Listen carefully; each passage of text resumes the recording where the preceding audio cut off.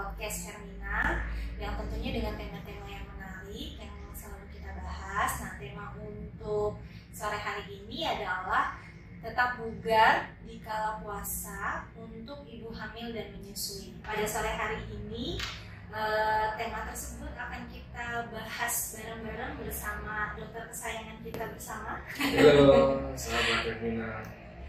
Oke, dengan Dr. Firman Satriawan SPLG, yang tentunya sahabat Hermina sudah tidak asing lagi dengan beliau. Dokter, selamat sore dokter. Sore Rina, apa kabar Rina? Sehat semua? Alhamdulillah sehat. Dok, gimana nih? Kita kan bentar lagi insya Allah memasuki bulan Ramadan. Ramadan ya. Nah, untuk para ibu hamil nih dok dan menyusui nih dalam menyongsong bulan suci Ramadan, kira-kira persiapannya apa yang harus dilakukan dan aman gak sih sebenarnya dok ibu hamil dan menyusui itu untuk puasa? Baik, selamat sore buat sahabat Hermina semuanya. Memang pertanyaanmu tentang boleh gak sih ibu menyusui atau ibu hamil itu puasa dok? Itu rutin selalu ditanyakan. Maka mungkin dengan acara ini harapan saya ibu-ibu hamil dan bunda-bunda semua yang hamil dan menyusui bisa lebih tahu terus bagaimana caranya gitu kan, seperti itu kan. Nah, baik, pada kebutuhan sebetulnya kita nih untuk ibu hamil kan kebutuhannya itu kalau kita bicara kalori ya itu antara 1.800 sampai 2.200 kalori ya. Tetapi pada waktu hamil tentu kita harus pastikan dulu bahwa ibu hamil ini ada yang diperbolehkan untuk berpuasa, menyusui juga ada yang tidak diperbolehkan. Yang tidak diperbolehkan tentunya ya, nah ini biasanya itu ada gangguan pada seperti kencing manis pada ibunya ya, terus ada gangguan mungkin kadar HB yang kurang, terus ada riwayat memang terjadi janin tumbuh lambat, baik yang tipenya simetris ataupun asimetris tentunya ya. Nah itu memang tidak diperkenankan untuk berpuasa. Tetapi untuk ibu hamil dan menyusui yang memang apalagi bulan Ramadan ini kan bulan penuh rahmat dan hidayah, di mana semua tentu pengen mencari amal dan berkahnya gitu kan. Nah tentu ibu hamil boleh berpuasa ya, ataupun boleh nggak dok terawih juga kan, jangan juga tuh ya. Boleh nggak terawih gitu kan yang kita bahas ya. Jadi gini, ibu hamil itu kan kebutuhannya itu sebetulnya akan kalori, protein, serat ya, dan lemak seperti itu. Nah 4 komponen ini memang harus tercukupi ya. Di samping kotor air minum tentunya ya, cairan itu yang utama. Jadi kebutuhan ibu hamil berapa sih kebutuhannya itu sebetulnya ya, memang kalau kita patokan gelas aja ya Dina ya, itu sampai sehari itu 8 gelas sebetulnya ya, 8 gelas air minum baik air putih ataupun substitusi seperti jus tentunya ya, bukan kopi ya seperti itu, atau ya yang makanan junk food ya, itu tidak dianjurkan tentunya. Jadi gimana caranya nih? Tentu pada waktu ada beberapa pembagian tentunya pada trimester kehamilan 3 bulan pertama, 3 bulan kedua, sama 3 bulan terakhir. Jadi kalau 3 bulan pertama memang ibu-ibu hamil itu kurang lebih 38% itu mengalami mual muntah tentunya ya. Nah dengan mual muntah ini pasti terjadi penurunan berat badan, dan pada waktu itu adalah memang saatnya pembentukan organ-organ ya yang penting ya. Jadi memang kebutuhan akan protein, karbohidrat, lemak, cairan itu sangat penting ya. Nah gimana caranya? Ya tentu kan ada sahur, ada berbuka ya kan? Nah pada waktu sahur itu dianjurkan nih untuk contohnya minum dulu deh ya, untuk minum. Jadi sebelum sahur 1 gelas, bangun tidur nih 1 gelas dulu air putih ya. Kemudian kita sahur, kita minum lagi 1 sampai 2 gelas ya.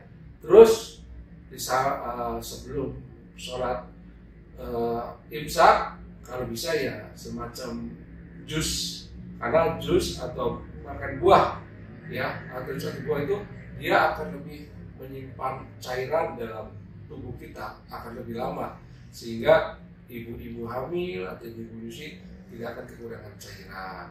Kemudian pada siang hari kan kita puasa. Nah, untuk pakaian buatlah senyaman mungkin.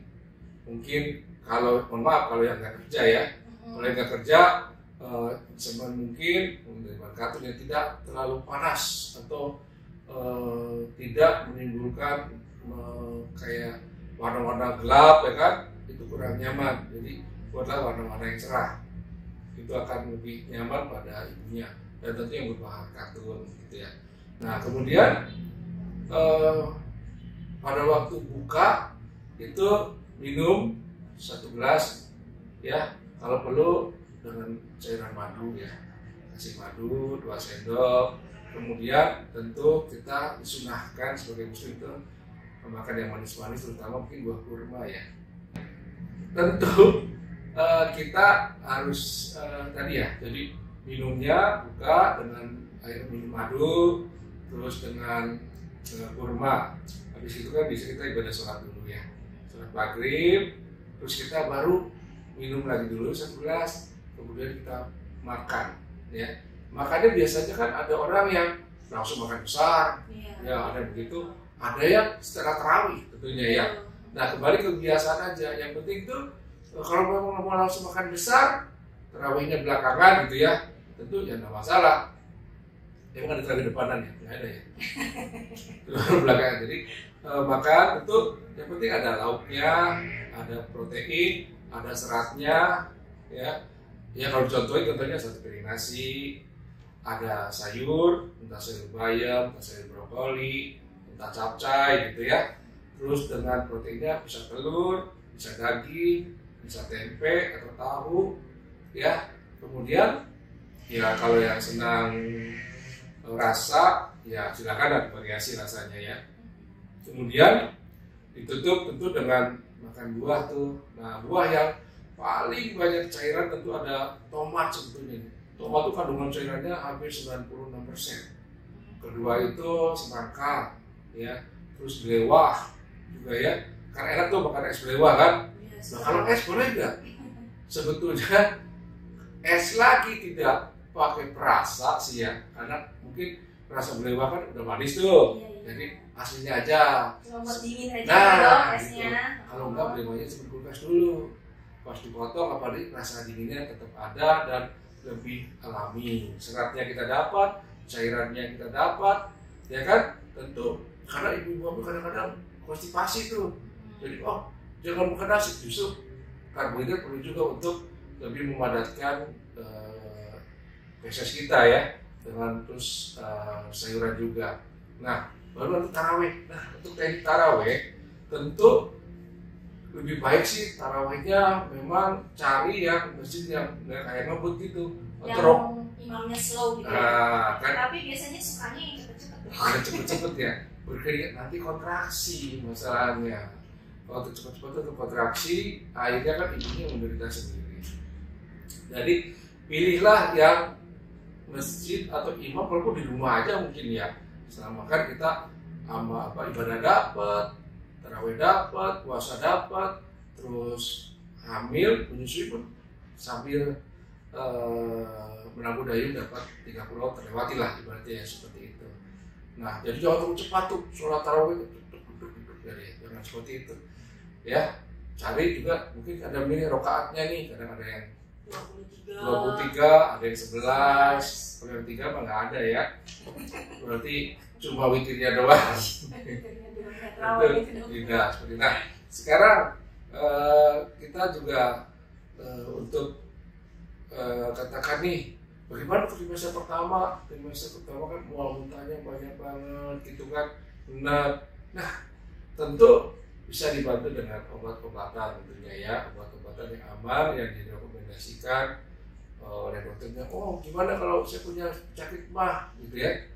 penyakit mah sebetulnya bukan mama-mama ya, mah gitu ya, atau dispepsia atau GERD gitu. Pada kehamilan muda dia akan karena hormonalnya itu merangsang asam lambung, jadi double tuh, ya asam lambungnya naik, ya karena kehamilannya juga karena dia punya bakat dispepsia itu ya, seperti itu. Jadi double jadinya seperti itu. Apalagi kalau ibu hamilnya nih kembar ataupun ya apa namanya bang, lebih termasuk grup manis manja grup mungkin ya. Jadi yang pengen manja-manja sama suami, ayah, uang, kadang-kadang suka seperti itu kan. Jadi kita harus mengaturnya, baik pola makan, pola minum. Nah, aktivitas gimana dok? Aktivitas ibu, bunda-bunda bisa mengatur sendiri. Kira-kira, oh saya nih, oh masak juga dok, nyetrika juga dok. Ya namanya supermom memang begitu ya. Gak ada laki-laki yang bisa ngalahin ibu-ibu tuh, gak ada. Jadi emang ibu-ibu tuh luar biasa buat bunda-bunda ya. Itu akan jempol deh saya, karena bisa ngurus anak, masak, nyuci, wah, pedangan, ngobrol depan tukang sayur, udah bisa tuh termasuknya. Luar biasa pokoknya ya. Seperti itu. Dan jadi kembali nih, tadi aktivitasnya tolong diatur saja. Jadi pakaian, terus tempat yang jadi katakan nih, jemurnya gimana dok? Panas. Ya mungkin jemur bisa ditolong suami mungkin ya, atau subuh-subuh kali ya. Jemur bisa nggak subuh-subuh? Saya rasa bisa gitu ya. Jadi cucinya malam mungkin kan. Kalau pakai mesin cuci kan gitu doang. Supaya yang susah kan tetap harus dijemur ya. Nggak ada yang untuk cuci setrikaan gitu kan. Nah, kondisi-kondisi ini memang tentu harus ibu bunda kontrol sendiri. Jangan sampai memaksakan buat puasa, udah jam 5.30 udah mau pingsan gitu, maksain untuk tidak berbuka. Jangan ya, ibu hamil itu ternyata punya kelainan ataupun maksudnya bawaan ya, bawaan atau permasalahan. Ibu pantau sendiri nih, contohnya nih tadi ternyata udah muak muntah ya, sudah batal ya. Kemudian ibu bunda juga syukur juga, ternyata kok ditimbang udah seminggu nggak naik-naik malah kurus. Nah, coba pantau juga, karena memang beberapa penelitian sih tidak mengatakan tidak signifikan penurunan berat badan bayi ya pada ibu-ibu berpuasa. Makanya pentingnya kontrol ya, kontrol ANC itu. Jadi ibu hamil nih kalau ke dokter jauh ya ke bidan ada pengukuran dengan atomometri ya, dengan pengukuran lingkar perut ibu hamil, dia kan tahu, loh kok nggak nambah ya, lingkar perutnya segini aja. Coba bu, kenapa nih? Oh ternyata saya nggak doyan makan dok, ini. Oh ya udah, berarti ada masalah asupan ya.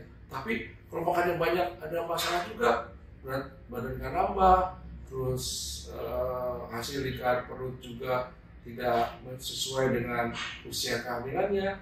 Ya kalau memang sempat ke dokter untuk dilakukan pemeriksaan ultrasonografi itu tentu lebih baik ya. Dok, ini di bawah puasa ibu menyusui nih dok. Di bawah puasa kok anak saya jadi mencret, jadi rewel tuh dok. Sebenarnya untuk kriteria yang seperti itu emang karena puasanya atau karena apa sih dok? Ini sebetulnya tidak ada korelasi langsung. Cuma kadang mungkin kalau ibu menyusui masih usia eksklusif, memang kadang sangat berpengaruh kondisi ibu terhadap kualitas air susu ya, apa yang dikonsumsi sama ibunya itu yang membuat bayi juga berdampak secara tidak langsung ya. Jadi ya tidak semuanya benar itu ya, benar. Cuma kembali kita evaluasi sendiri, kenapa ya anak saya kok begini? Oh iya, kemarin saya makannya kurang sesuai dengan yang baik gitu ya, tidak ada seratnya, tidak ada proteinnya, tidak ada lemaknya, tidak tidak ada karbonya, ya. Jadi jelas saja kalau tidak terjadi menu seimbang, mungkin pakai cabai, kan kadang bakso dicabein, cabai dibasoin, gitu kan. Jadi banyak cabainya, baksonya dikit, gitu ya. Atau ibunya sering gembung ya otomatis orang gembung mana makan mana enak kan. Jadi otomatis hasilnya kurang, ya bayinya rewel, otomatis terus secara tidak langsung seperti itu. Oke, sahabat Hermina, sebenarnya apa yang udah diulas sama Dr. Firman udah lengkap banget loh ya, dari mulai kebutuhan nutrisinya, aktivitasnya, gimana cara kita beribadah, terutama buat para bunda-bunda yang sedang hamil gitu, sudah dikupas sangat-sangat jelas, dan ada memang beberapa kriteria pasien-pasien yang memang secara kondisi medis tidak diperbolehkan untuk puasa. Tapi untuk sahabat Hermina, untuk amannya memang melakukan pemeriksaan kehamilan secara teratur dan rutin, atau mungkin untuk lebih memastikannya lagi, ini kan udah masuk puasa kan, nanti masuknya tuh di sekitar tanggal 20-an. Nah, kalau belum periksa hamil, buruan periksa hamil dan tanyakan segera apakah kondisi bunda-bunda sekalian aman atau tidak untuk melakukan ibadah puasa. Pada prinsipnya mah kalau nggak ada masalah apa-apa mah aman-aman aja ya dok ya. Oke, sampai jumpa lagi sahabat Hermina di podcast Hermina. Mudah-mudahan sharing atau bahasan kita hari ini bisa bermanfaat, terutama buat para sahabat Hermina yang sedang dalam kondisi hamil dan menyusui. Terima kasih banyak dokter. Sama-sama. Sudah berkenan menyempatkan waktunya untuk berbagi informasi buat sahabat Hermina. Mungkin next kita bisa lagi ya, baik. Oke. Baik, selamat berpuasa buat teman-teman muslim ya. Oke, wassalamualaikum warahmatullahi wabarakatuh.